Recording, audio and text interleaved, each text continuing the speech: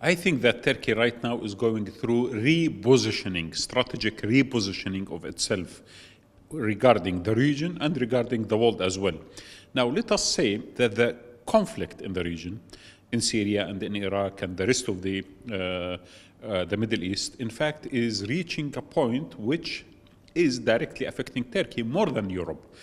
So the Europeans' approach to the Middle East has been dominated by preserving what they perceive to be stability, although fake stability, by supporting dictatorships and also giving some form of economic sense, which in my opinion, very misleading sometimes, to the relationship rather than a political sense. And the European approach to the Middle East as well did not have that moral status. I mean, Europe is not anymore defending the concept of freedom and democracy and promoting that as they used to, rhetorically at least, introduce to us. Now, Turkey cannot afford to see a region going into total chaos and a regional order that is completely collapsing without doing something about it. So this is why the repositioning I see Turkey is becoming close to Russia in another 6 meetings during 1 year between the two presidents. This is very important. Getting Iran to join that form of understanding between Russia, Turkey, and Iran that might create sense in Syria or in Iraq and also in the region. So that is important to notice. I see Turkey much more distant from Europe than any other moment before. Turkish economy is growing much better than European economies, and Turkey really does not need Europe in a way.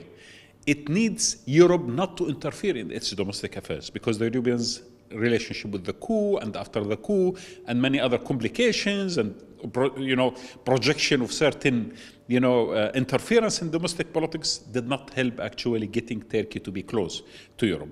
So Turkey has this new opportunity of talking regionally to Iran, talking internationally to Russia as well, and trying to manage its relationship with Europe, not in a form, we love you, we would like to be part of you, but let us agree on certain kind of interest without this love affair that has been projected previously as a driving force between the two entities. I think there are double standards from the Europeans regarding our region. On one hand, they don't mind being very cozy with dictators in the region, like what they have done in supporting a military coup in Egypt and the aftermath of that. And they don't mind being also very lenient with people like what we see in Saudi Arabia and what we see in the rest of the Arab world. But when it comes to Turkey, they are trying to breach certain kind of values, not only breaching that, but also interfering in the domestic politics.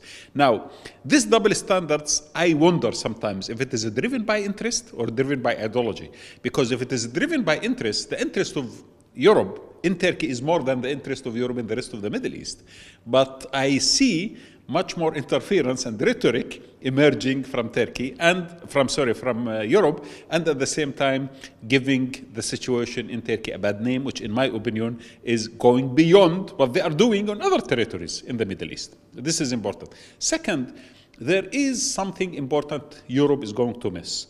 We should not forget that Turkey eventually has been with the NATO, with the European perspective in the world for 60, 70 years now, since the Cold War and so on. Now, with this weakening relationship with Europe, weakening relationship with the NATO, and we saw that through the strategic deals between Russia and Turkey, it means that Europe is becoming weaker.